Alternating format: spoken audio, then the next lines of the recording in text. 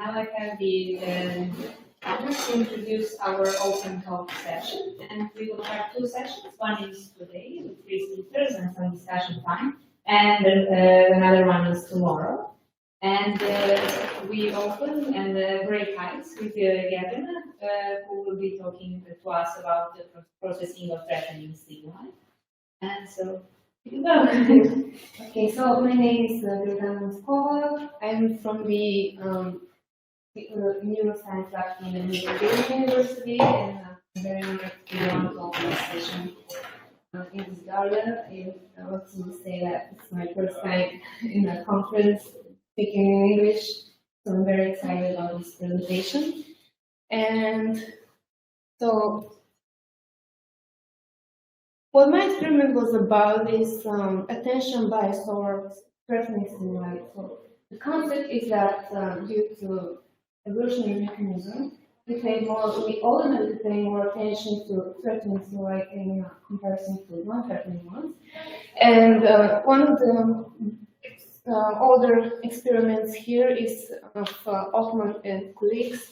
It's an RT experiment which shows that there is a significant difference between the reaction times towards threatening images and non-threatening ones in matrices of 4 pictures and 9 pictures, and you can see in the black bar over there that the reaction time is significantly lower for the threatening targets. So this is one of the very first, not very first, but it's quite an older experiment, and uses somewhat more basic procedure, and it shows that we are faster to react to threatening information. But the thing is that we don't know whether that faster reaction time is due to more automatic early attention allocation, or it's somewhere later in the processing of information. And something that could shine a light for what happens during processing is an earpiece, which do offer more precise meaning for how that shows how attention is allocated during this process. And what Smith and colleagues found that the ERP component P1 is greater when processing negative information compared to positive one. Then they also found, that's not very the focus of their experiment, but they did found a somewhat greater later component for threatening information as well. So they did found that, and another methodology that provides even more detailed information is the event-related spectral perturbation that shows not only the time and the space, the location where those processes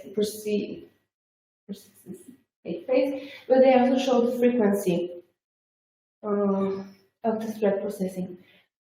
So this experiment of De Rosa and colleagues did provide this inspiration for our experiment. They also found the same thing. There's a greater, in this case, they will also look at the frequency bands, and there's a greater theta early on, and that's also followed by a beta frequency band, which both serve purpose in encoding of threatening information. So now our experiment, the main aim is to replicate the P1 ERP component, but also to there's also an explanatory exploratory aim for finding out later components. So what we did was take, similarly to Deverell's codex, we took 112 real stimuli from the IAPS and 4 from the NAPS. We divided them into groups, mainly threatening and non-threatening. So the threatening stimuli had more negative values on the valence scales, and the non-threatening had more positive valence. And we also controlled them for arousal.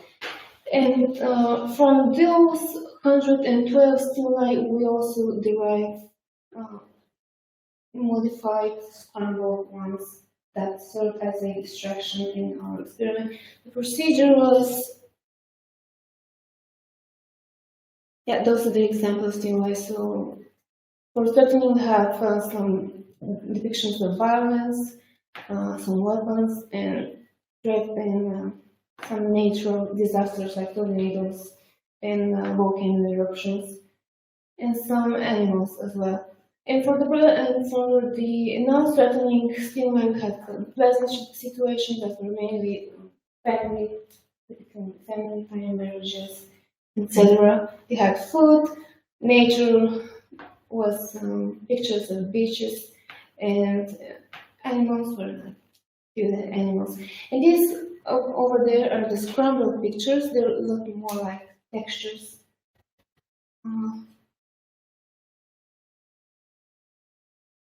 So this was our procedure. We first had a fixation cross for half a second, followed by the stimulus, which was scrambled or real. And it was in the screen for a second and a half, or until the subject pressed a button. And lastly, we had intertrial interval, which was for the sake of blinking.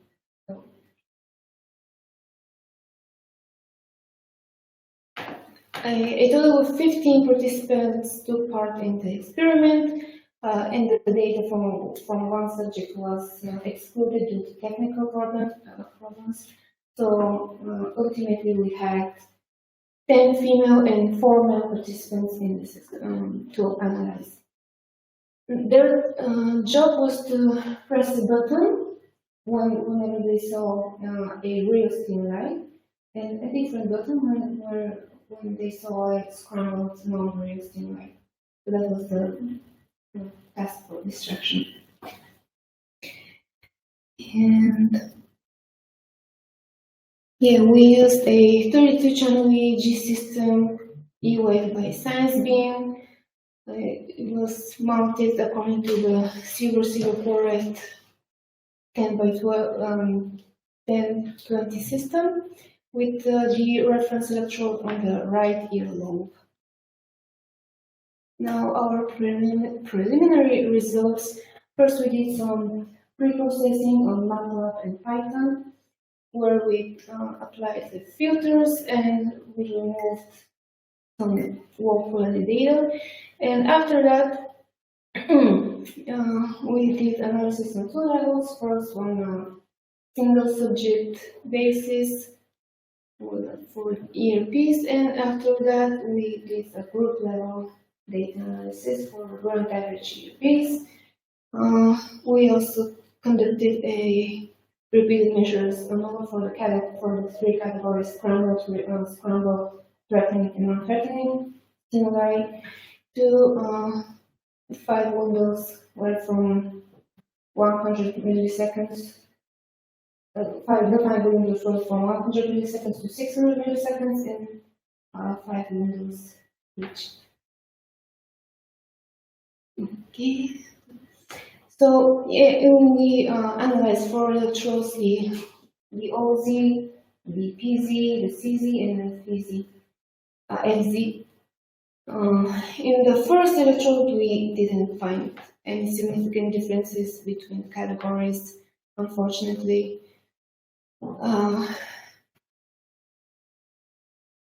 Then on the PZ, we did find some later components. The significant difference between the scrambled and the real categories, and we think that that's the readiness potential for the person at the bottom.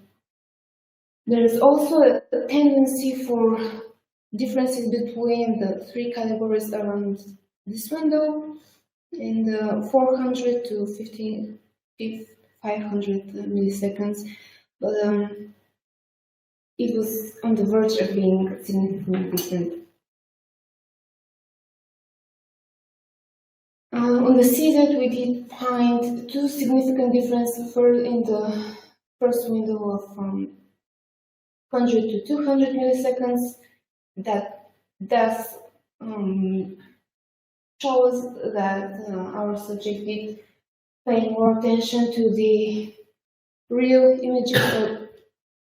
I don't know if you can see, but the red line is for the threatening images, the threatening stimuli, and the blue one is for the non-threatening ones. So our subjects did pay more attention to the real stimuli, which do contain more information. They have forms or animals in there, compared to the non-real scrambled images. And there was also a readiness potential in this CZ electrode.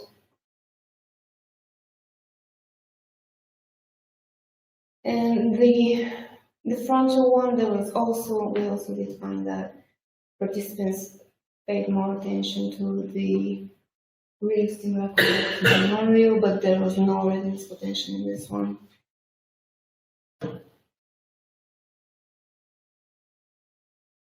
And well,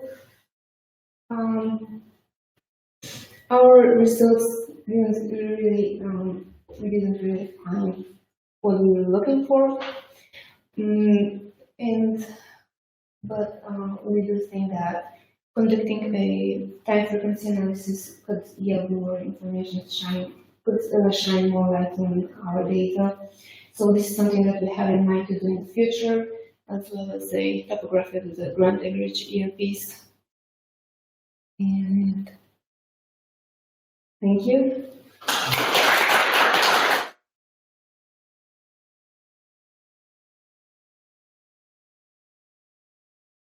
Thank you very much for an interesting talk. Are there any questions? Yes. Thank you. That was really interesting. So I guess first, I mean, there's no need to be disappointed. You just can't find it. But I guess that's a starting point for exploration of why. So if I noticed correctly, in the previous study, just looking at their legend, it said something like negative picture on a positive background or positive picture on a negative background and so on. And you just had a single image. Do you think that could have influenced, like what were all the differences between your design and their design that you think could have, eliminated that P1 effect? Is that BG, is that background? Background. Yes, in this experiment there were target stimuli that the subject had to react to, and there were background images. So there was a congruent condition of positive images on positive background and negative images on negative background and incongruent ones. So maybe. Did they have a single target, or did they have some images that were targets? And that they had a single target. Single target. Background of emotional picture. But I don't know whether that's very relevant to this. It could be, because that would lead to an early direction of attention to features of the target image, because you just have the target template. So it could be that the P1 modulation was simply driven by the task, and there were some more salient features in those images, so there was a stronger modulation when it came to that. Yes, well, in fact, something that I forgot to include in the presentation. We do have in behavioral analysis, we do have a significant difference for reaction time for scrambled versus real as a whole conditions, which does show that our researchers do did pay more attention to their task. And it's perhaps, yeah, maybe we should maybe having more stimuli on the screen simultaneously. Or maybe have a target stimulus. Yes. But yeah, it would be really interesting to see all the parameters that influence the appearance of that. Anyway, thank you very much. Really interesting. I have a question regarding your CZ results, if you can turn to that slide. It's interesting to me how, if I noticed correctly, in the early time windows, there is like threaten. Yeah, it's threatening, not threatening scramble. So the larger amplitude is for the scramble, but it's in the later time windows, it's vice versa. Pardon my ignorance, if this is normal to happen, but why did, how come this happened in the later time windows that you have this type of results? Well, yeah, that's also something that's very interesting because typically more arousing stimuli should elicit a greater later component, but in this case, the scramble stimuli, which aren't arousing, they have a greater wave. So that's something that. It's interesting. Just wondering, how could that's the texture visual potential is basically a negative component at 100 to 200 milliseconds when you present textures. It's called texture VP. That's there you go.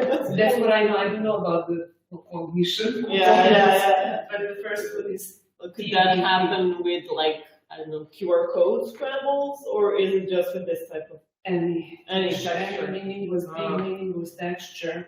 So even white noise also. Symmetric, non-symmetric, you'll see it. Okay. Bigger or symmetric letters.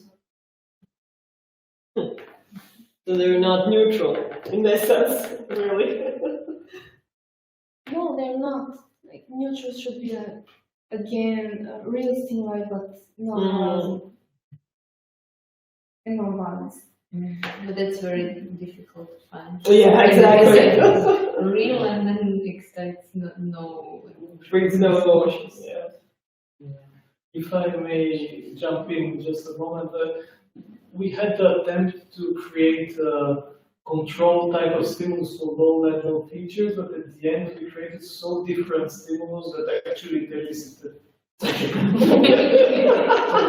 It's an interesting control, though. It's still some control for where is the amplitude in that person to a visual meaningless stimulus. I mean, it's not a bad thing. Maybe it's not an ideal control for your meaningful stimuli, but it does something.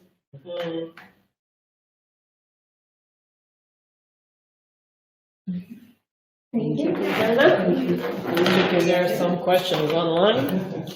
At this point, no questions yet. Really good.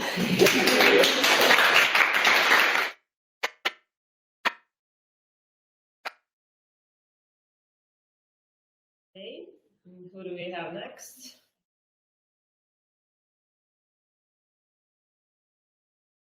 Next are faces.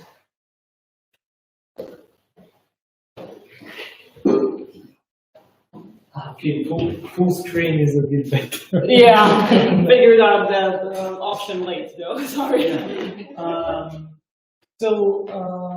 I'm going to show you is a study in which we try to replicate a very well-known facial inversion effect, but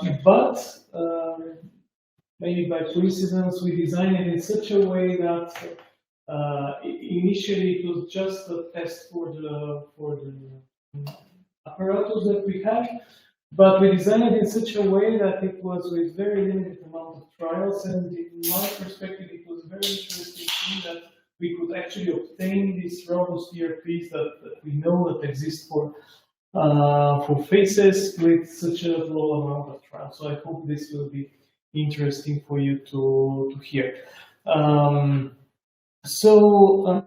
First, I would like to show you a couple of things about faces. I'm pretty sure most of you know very well these things, but faces are important things that always capture our attention.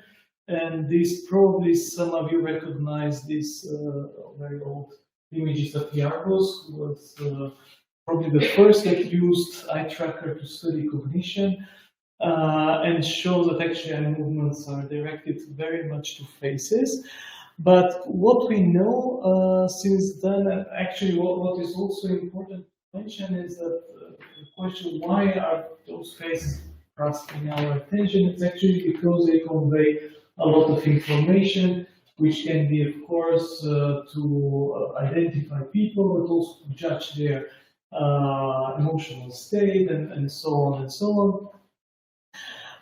And what we know so far about how brain processes faces, this is actually a complex network that we have a couple of areas that are working in kind of synchronization. Some of them provide feed-forward signals to others, and some others get feedbacks. So this here in this slide, which I borrow from a famous paper by Nancy Canwisher, actually shows the core of this network. These are definitely not all the areas that are involved, but definitely this is part of the occipitotemporal cortex with several areas. And we have some of them are, let's say, more early visual, like the occipital face area, and some of them are a little bit more anterior, so the FFA, let's say, and part of superior temporal sulcus. So there is one model that I like very much. It's a relatively old model of James Haxby that actually shows that we have this kind of stage processing in face recognition in general, but we have a very early visual process that happens in more posterior areas, and then we move, so the information in the brain moves a bit forward to, let's say, this stage, which would be for the purpose of identification of static images or analysis of dynamic moving faces. That would be in the superior temporal sulcus. And this is the so-called core system of face processing. Then, and this happens in the brain up to probably 300 milliseconds, more or less. And maybe a bit less than that. Then we have some extended system that serves other purposes like multisensory integration and so on, which I'm not going to focus on now. Some electrophysiological studies a long time ago have already shown that we have ERP components devoted to face processing, in comparison to other control stimuli like cars and objects and so on. And this would be a component around a negative component around 170 milliseconds post-stimulus. And also, this is a paper that doesn't focus so much on the later component, but it exists, it's a positive one, around 240. So there is another picture that shows maybe this a little bit better. It's related to, okay, let's try to click again. It's related to the face inversion effect. So you all know that when the face is upside down, we usually are not that good in recognizing it.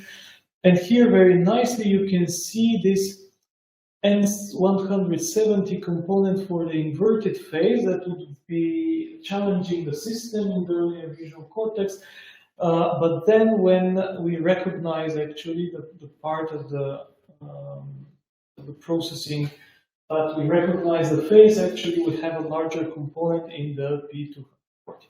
So anyway, what we tried to do was to try to replicate these two components, which usually happen at this size, but it's a variation. It's not always exactly at 170 milliseconds. And to try whether this is possible with a low number of trials. So we designed a task in which, well, this should have appeared one by one, but anyway, doesn't matter. So we have 4 classes of stimuli here.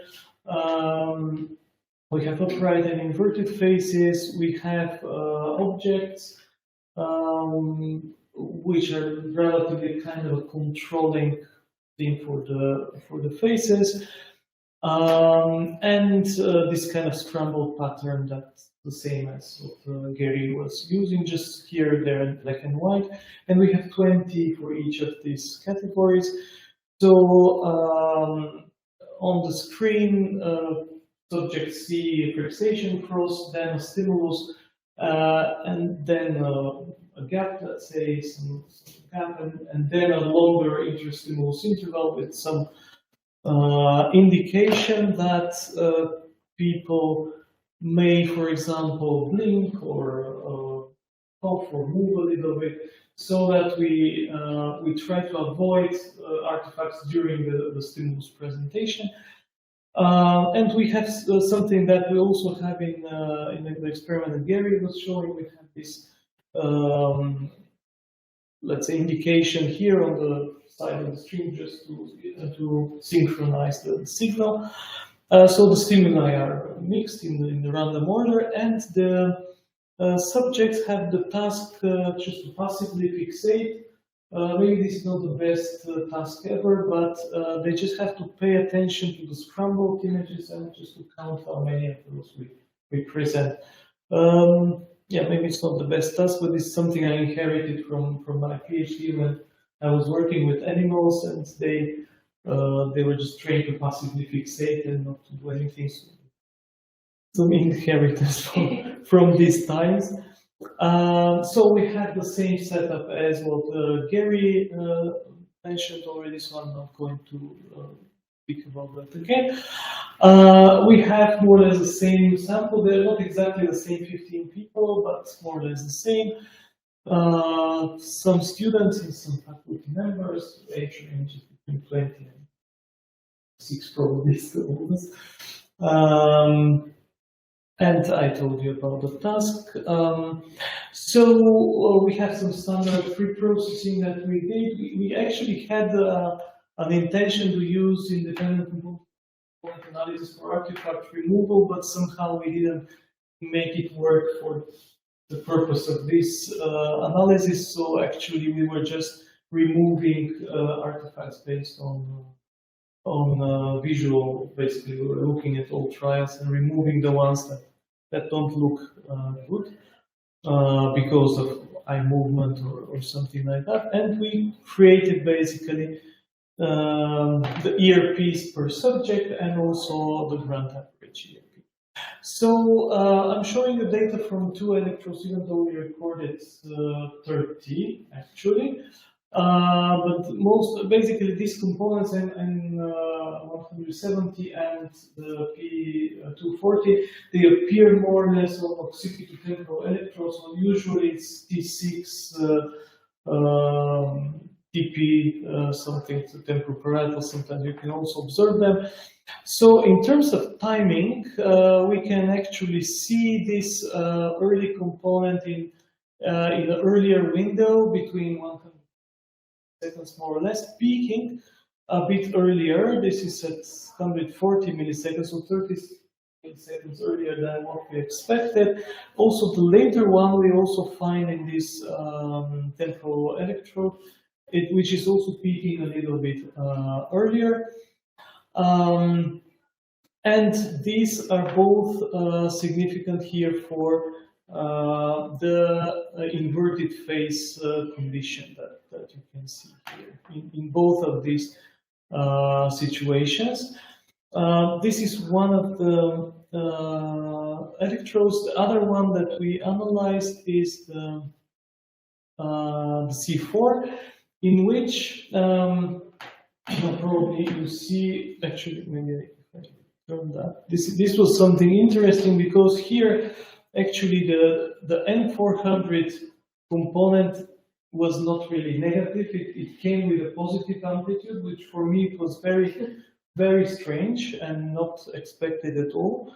But a kind of a neighboring electrode which we have, the C4, which is a little bit more centrally located, there actually we would have what we expected. So we have a significant increase in the amplitude of the N170 component, even though peaking a little bit earlier, and a positive deflection for the upright faces, which is in a little bit later stage of the processing. So at the end, what we actually got is that we found these robust components. We managed to find them in terms of timing. It's really good. We managed to replicate this two-stage phase processing. And there were some interesting things which we observed, and we're still thinking what might be the reason for that. One is the earlier actually appearance of these components than what is typically found in literature. And the other thing is this opposite polarity between two electrons that are relatively close to each other. And to try to resolve this, we are planning to apply all this for the full set of electrodes that we have to see the topography of these two components. And also we are going to apply time frequency analysis to see also some changes in frequency bands. So again, this is the team that we worked together. Mainly, the work was done by Gergana and Vladimir, who was collecting the data mainly, but the others also participated. Metodi, who couldn't join this event here in Belgrade, is the person who is very much involved in data processing. He's a master's student in computer science. And that's it for me.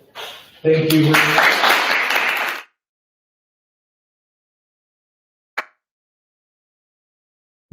Comments and questions?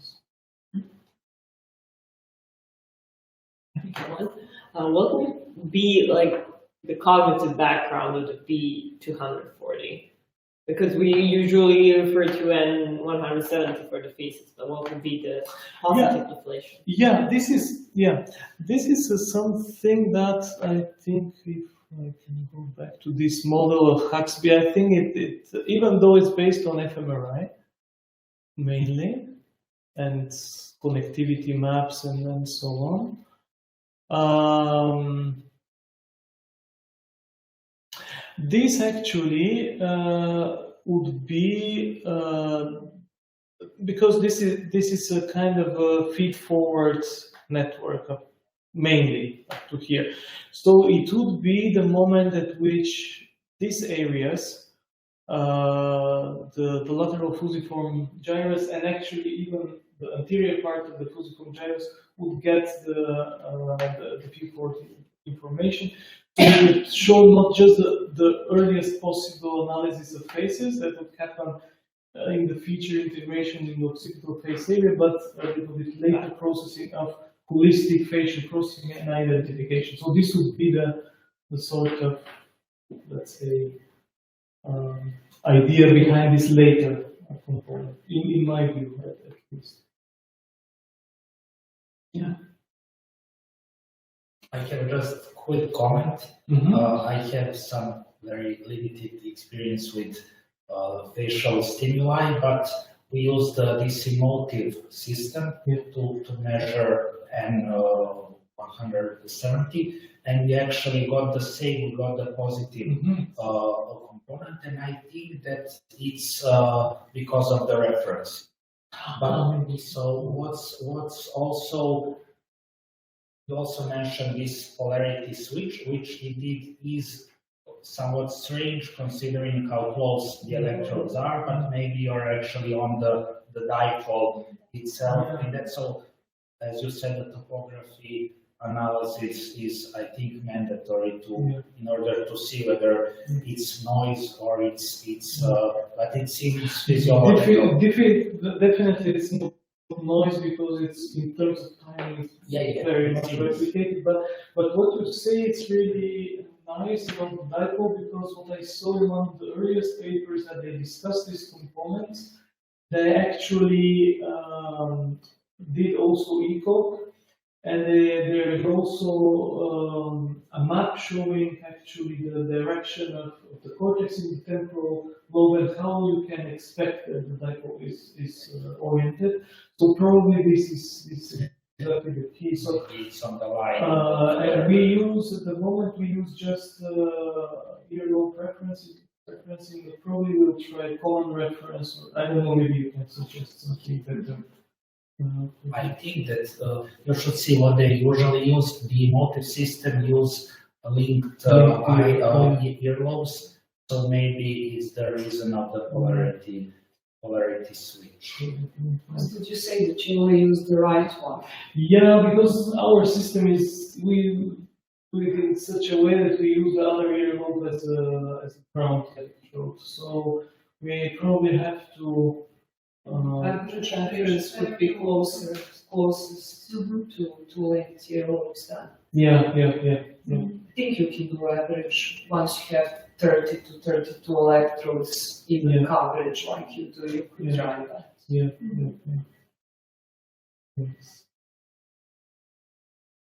And I'm also curious, you said that you managed to get it with a few stimuli, so how many stimuli do you usually use, and how many did you have shown? So usually these papers that I showed you, the clean one, linear P, this is obtained with more than 100 repetitions per class. So it's 100 cases versus 100 class, at least. So some of them would be more than 200. And how many did you use? We use 20 only. So this is, that's why also you can see it looks noisy in a way, but we got it. So it's kind of a powerful thing.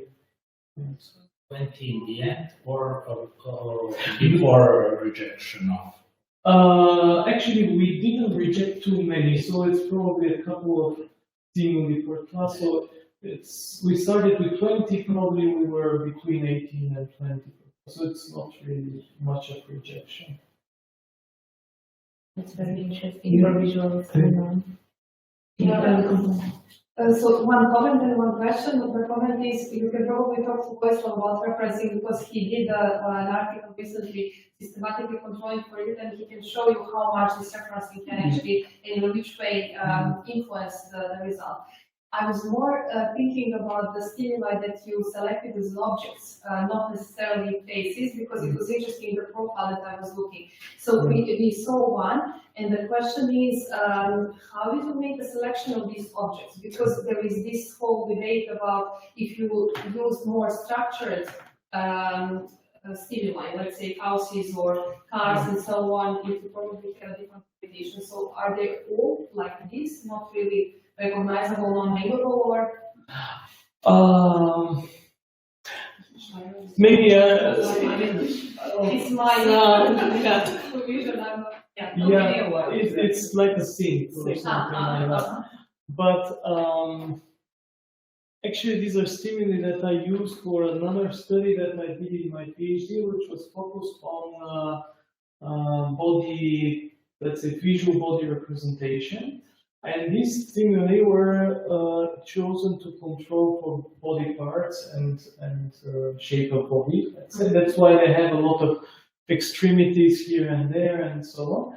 But at that time, we thought that it's good also that they have more a similar aspect ratio as the face, as being a round, let's say, relatively roundish thing, and not like an upright body and elongated thing, for example. So that's why I just picked up those stimuli. I know that many times houses are used as a good control for faces. I wanted to avoid a little bit this and to have a little bit more variety in the steering. But yeah, it's just a question of choice. There is not a particular reason why this was chosen. Thanks. I don't know, maybe we have to move on, but I'll be very happy to answer more comments.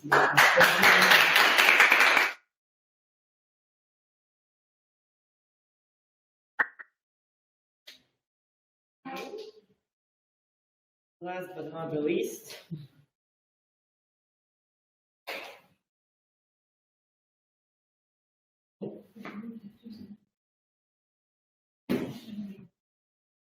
Okay. Well, we'll take a little turn into clinical waters, just a little one. And I will talk about, in this mini study that I performed, about impairment of theta and beta band oscillation in migraine with aura during interval phase. It's ERSP analysis. It's kind of complex title. So, okay, this is not this one. No. How can I switch? Oh, okay. So, what is migraine? Migraine is a serious headache that is usually located on one side of the head, and interestingly, is the second most common disorder that causes disability in the world, and it is in Europe brain disorder with the highest socio-economic burden. However, despite all of that, it still remains as one of the most misdiagnosed and undertreated disorders. And usually migraines progress through 4 stages: prodrome, or you have the